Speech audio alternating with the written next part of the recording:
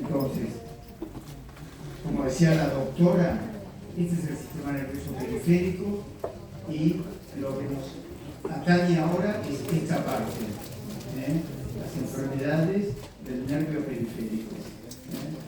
Y vamos a dejar para introducir un poco las enfermedades del músculo y las enfermedades de la transmisión respiratoria.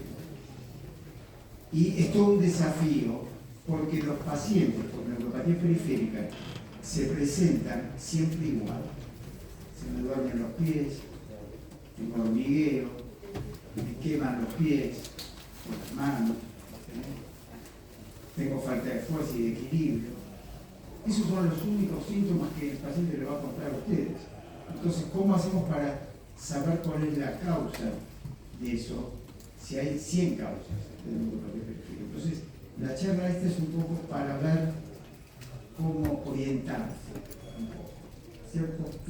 Ciertas pautas o tips para orientarse. Como decía la doctora, hay mononeuropatías, generalmente convulsivas, hay mononeuropatías múltiples, que acá entra mucho el médico clínico también, porque son patologías como la vasculitis, la diabetes, ustedes ven. Y finalmente polineuropatías simétricas y bilaterales. Entonces, básicamente tenemos tres elementos. El interrogatorio es fundamental, el examen neurológico y el electromiograma que nos mostró la doctora. Con esos tres elementos tenemos que empezar. Y yo les diría que si no tenemos bien estos tres elementos, antes de pasar al resto, estamos medio perdidos. Y dentro de estos tres, tal vez el interrogatorio es fundamental también. O sea, nosotros en neurología tenemos un dicho. Si cuando terminé de interrogar al paciente, voy a examinar, si cuando terminé de interrogarlo, no estoy más o menos orientado hacia lo que estoy buscando, muy mal. O sea que el interrogatorio sigue siendo crítico, ¿cierto? Pero después hay una serie de estudios complementarios, terminando por la biopsia de nervio, estudios genéticos, y estudios de todo tipo, para complementar y saber cuál de esas 100 causas, cuál es la que tiene el paciente. La biopsia, antes se recurría mucho, uno no sabía lo que tenía un paciente, iba a la biopsia. Pero la biopsia se selecciona un nervio sensitivo del pie, el pie puede quedar dolido, puede quedar dolor, entonces se trata de evitar la biopsia, salvo en dos o tres circunstancias. Una de las cuales es la vasculitis, ustedes ven enfermedades reumáticas, ¿sí? Esa es una indicación muchas veces de biopsia. Muy bien. Entonces, ¿cómo nos orientamos? Y acá viene el interrogatorio y el examen. Primera pregunta, ¿tiene el paciente una polineuropatía?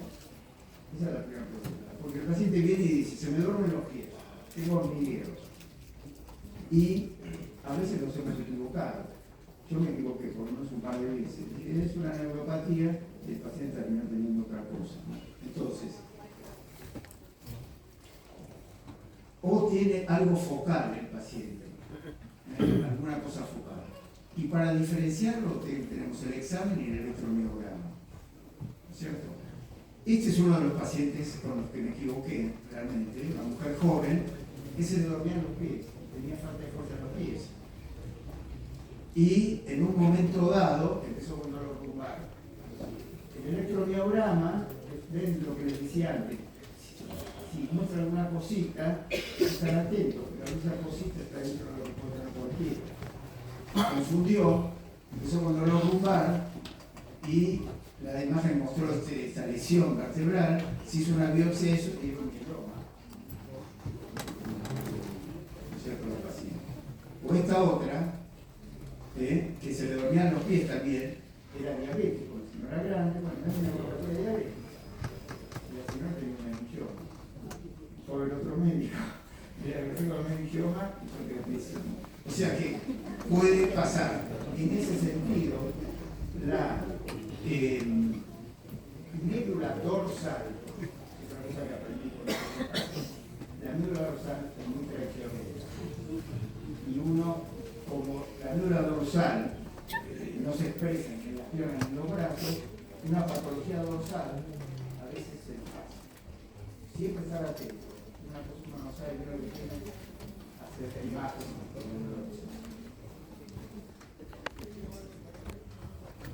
Supongamos que llegamos a la conclusión de que el paciente tiene una polineuropatía.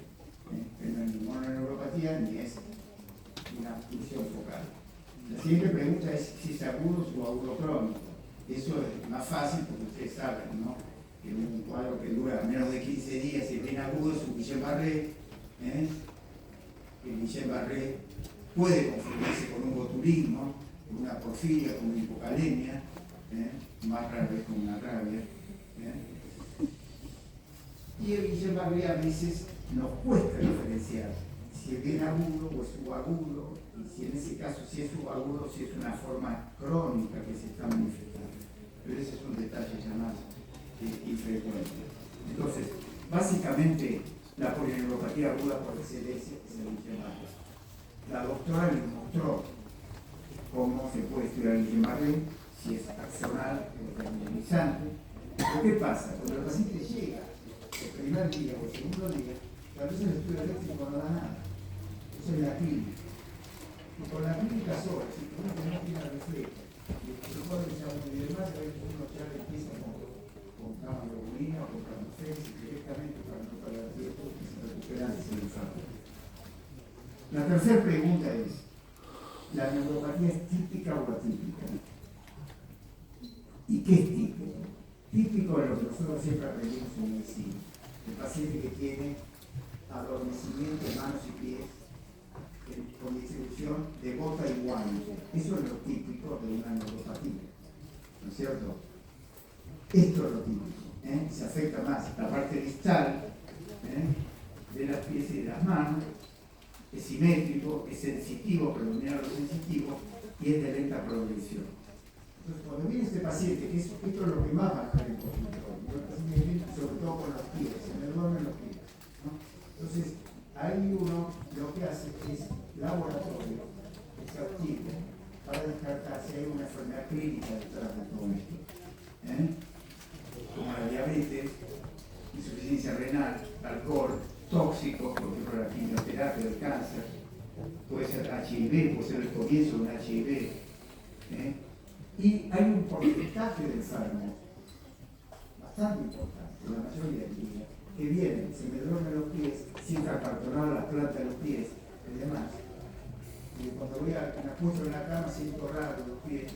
Y la mayoría de estos casos son idiopáticos. Y es lo que se llama neuropatía de fibras finas. Son las fibras de la dermis, que generan un poco por la edad y esto no tiene ninguna gravedad. Y uno puede ya sacar el diagnóstico. Entonces, ese es el tipo de estudios que pedimos siempre: hemograma, tolerancia lúcida, hepatograma, B12, tiroides, estudios pneumáticos, HIV, enfermedad celíaca nos puede dar esto también. Y siempre, y lo puse en rojo acá, buscar una paraproteína. Como vieron en el otro caso del mieloma, muchas neuropatías que se presentan así insidiosamente terminan siendo una enfermedad hematológica, del mieloma para arriba y para abajo. O sea, siempre pedimos fenograma electroforético y una electroforesis plasmática para descartar enfermedades. Es lo que uno no quiere equivocar. Uno no quiere equivocar. Porque si yo me equivoco en algo no tratable, si me equivoco en un diagnóstico de ella, bueno, pero si uno se equivoca en una enfermedad que tiene tratamiento, es un problema. Entonces,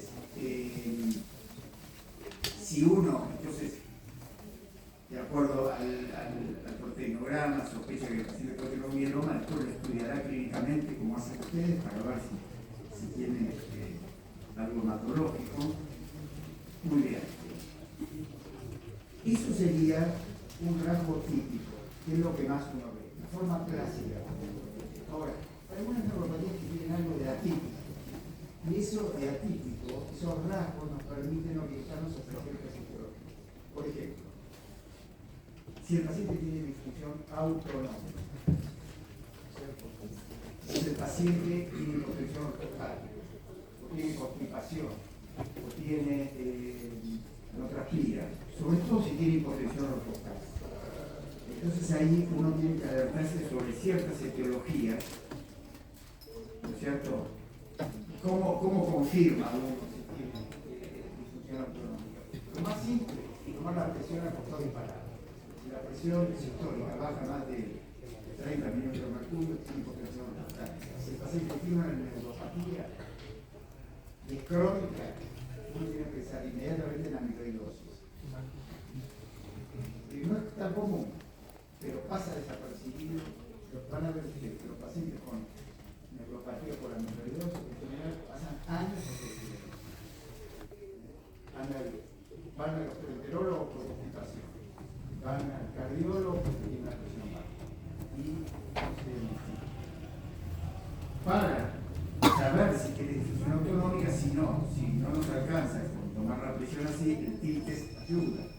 Porque en el TIL test, yo digo al paciente que se pare, el paciente se para activamente. Entonces, al pararse activamente, contrae los gemelos, los cuales y demás, y eso produce venoconstricción, y tal vez uno no detecta que es lo que pasa. Cuando uno al paciente lo para así, es totalmente pasivo. Toda la sangre se va a los nervios inferiores y, salvo que el paciente tenga íntegro el sistema autonómico, aparece el sistema. Para eso sirve el tinte. Y en un minuto se ve, porque si el paciente tiene una neuropatía con disautonomía, en un minuto ya la presión se piso, ¿no? O se puede, en el laboratorio de electromiografía mismo, con un electrocardiógrafo,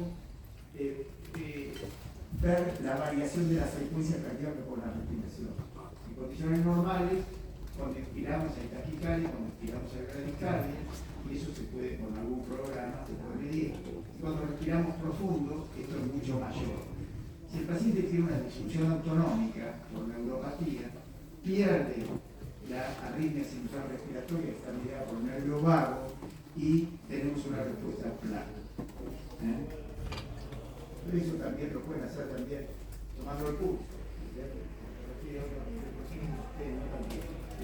Hay una variación, no hay disfunción autonómica.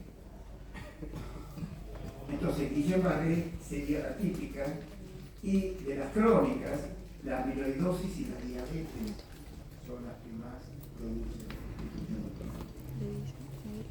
Y acá tenemos un depósito amiloide en este paciente que le hicimos biopsia porque no sabíamos lo que tenía. Ahora es raro que llegue a la biopsia, porque no sabiendo que la amiloidosis da ciertas cosas. Hace poco un sacerdote que venía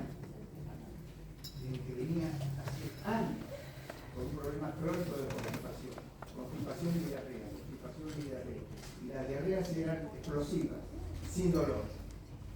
Después me puse a leer en la amiloidosis, en la neuropatía amiloide, típico, la diarrea así explosiva sin dolor, y la constipación crónica. Y el paciente finalmente terminó teniendo una amiloidosis. Y la amiloidosis, ustedes saben que si es hereditaria hay tratamientos ahora, ¿no? Así que también es importante detectarlo. Muy bien. ¿Qué otro rasgo atípico? Que sea atáxica. O sea, que el paciente tenga neuropatía, o sea, no tiene reflejos, se duermen un poco los pies y viene caminando con el aumento de la base de sustentación, cierra los ojos y se cae. Entonces, tiene signo de Romberg. Entonces, ¿qué causas hay? Una es la enfermedad de Sjögren, otras son las neuropatías paraneoplásicas y a veces es idiopática. Entonces, ante esta situación, pensar básicamente cuando hay ataques, Sjögren y sobre todo paraneoplásica y buscar un cáncer en el paciente. Otro rasgo atípico es cuando es asimétrica y dolorosa. ¿Qué sería? Como decía la doctora, un paciente con mononeuropatía múltiple. Se le afecta el cervical en un brazo y el septo externo en la otra pierna. Eso sería una mononeuropatía múltiple. ¿Y qué causas hay de esto? esta acá, por ejemplo, cubital y cistitis externa. La causa más común es la vasculitis, en cuyo caso hay mucho dolor. El síndrome de Churg-Strauss, que ustedes seguramente conocen, el síndrome de Churg-Strauss es típico de esto. Es un paciente que, aparte de tener eosinofilia y asma y demás, el paciente hace por ejemplo una parálisis del externo y alguna otra cosa. Y es sumamente doloroso porque hay isquemia del nervio. Entonces ahí sí necesitamos un diagnóstico precoz, porque la vasculitis cuanto antes se trata, menos daño va a haber del nervio también, ¿cierto? La diabetes también puede dar esto, sobre todo en el muslo. El paciente diabético muchas veces tiene lesión del nervio femoral y atrofia y dolor, mucho dolor en el femoral. Y no hay que olvidarse de la lepra. Es raro, cada vez lo vemos menos, pero este es otro diagnóstico que uno no se quiere equivocar. Porque a veces hemos visto a algún paciente que estaba años dando vueltas con una neuropatía periférica y no tenía alteraciones cutáneas o tenía poca cosa. Entonces, pero en ese caso la lepra en general no es dolorosa, a diferencia de la vasculitis. Y acá está una biopsia mostrando, la puse simplemente para indicar que es una de las pocas indicaciones de biopsia que hay. El paciente está grave, está dolorido y demás, y uno no tiene músculo en general, y uno no tiene otro órgano para biopsiar, conviene hacer biopsia. ¿Por qué? Porque el paciente con vasculitis, en una de esas va a tener que seguir por quimioterapia, con corticoides, más vale esa y pensar otra cosa. Entonces, es muy importante confirmar el diagnóstico. Y otro rasgo atípico, ya estoy terminando, es cuando el predominio es motor. Hay neuropatías, lo escribió la doctora, que afectan fundamentalmente la parte motora. Por ejemplo, el Guillain-Barré, en forma clásica, el más motor que se hace. El paciente en cabeza cuadripléjico y sensitivo tiene poca cosa. Porque el Guillain-Barré, y hay una variante de Guillain-Barré que es puramente motor. La variante crónica de Guillain-Barré, que se llama polineuropatía desmielinizante inflamatoria crónica, que es una entidad diferente al Guillain-Barré, pero emparentada, y que muestra esos signos que mostró la doctora en el electromiograma. ¿Se acuerdan? Cuando se estimula el nervio, aparece una dispersión temporal, da esto. Neuropatía motora multifocal es otra enfermedad que se describió en 1985, relevante hace poco. Y las neuropatías hereditarias muchas veces son motoras puras. En forma característica, el paciente tiene pie cabo, adelgazamiento de la parte distal, y el abuelo, el padre, el hijo. Entonces ahí uno de lo que tiene que hacer cuando la neuropatía motora se acompaña de pie cabo, no tratar de ver a la familia. Realmente con eso se hace el diagnóstico como estudio genético.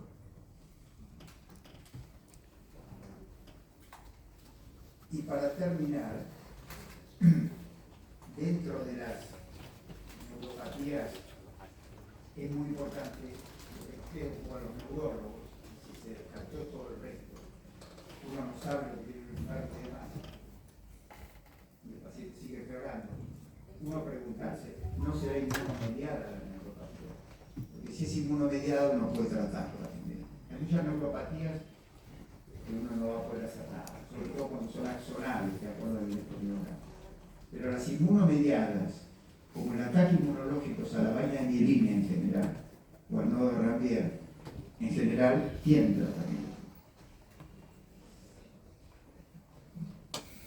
Acá tenemos 3 fibras mielinizadas.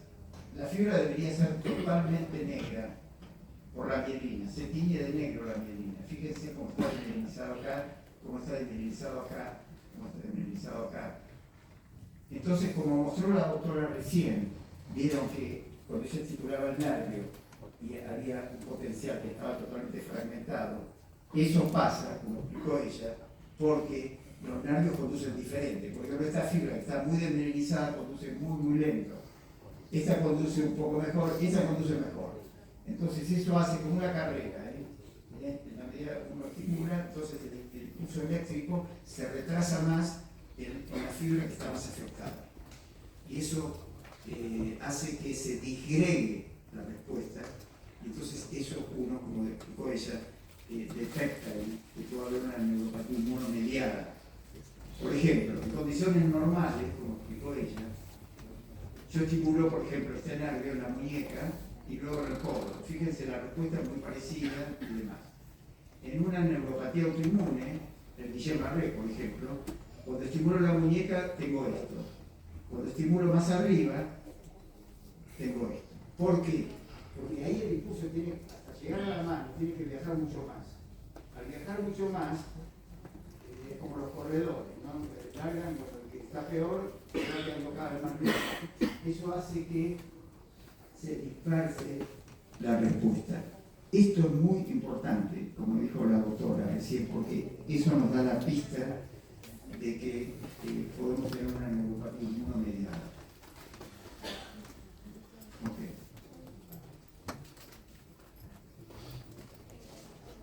Bueno, esta es una de las neuropatías, esta es otra que se confunde con la ELA. Y bueno, por eso ya es una patología muy rara, pero hay que estar atentos. Por ejemplo, ahora tenemos un paciente que lo tenemos con inmunoglobulina por una neuropatía motora multifocal y estuvo 7 años dando vueltas. 7 años dando vueltas y se ligó 3 cirugías porque se presentó como una paresia del brazo y tenía cirugía del nervio radial, del nervio cubital y del nervio mediano, porque tenía debilidad de la mano. ¿No? A estos pacientes, este por ejemplo es, fíjense, acá estimulando la muñeca y acá estimulando, acá está otra estimulando el codo. Ven que está bloqueado y disperso. Se le da gamma globulina al paciente y recupera. ¿Por qué? Porque la gamma globulina desplaza el anticuerpo y el nervio conducente. Y este paciente ahora lleva 12 años con gamma globulina subcutánea. ¿No? Bueno, o sea que quedarse un poco con esta diapositiva de la neuropatía de minimizantes inmunomediadas crónicas, tratar de detectarlo. Bueno, básicamente eso. Entonces, volviendo al principio, es fundamental tener como un esquema, porque si no entra el paciente no sabe para dónde disparar. Creo que, como explicó la doctora, el electromiograma, si hay movilizar, si hay bloqueo, si hay desmineralización, ya orienta hacia algo. Más el examen, el laboratorio, indicado el paciente, si estoy orientando hacia el hereditario, si es muy agudo, piensan automáticamente, si hay dolor, piensan en vasculitis. Entonces, tener ese esquema, eso que ayuda mucho para la práctica diaria. Bueno, ahora lo voy a dejar por la última charla que el doctor José Pastor Rueda, que se ha dedicado, ha sido un gran alivio, porque las enfermedades musculares son re difíciles, ¿no? Es complicado, misterioso el estudio. Entonces, por suerte, un ex residente se dedicó a él.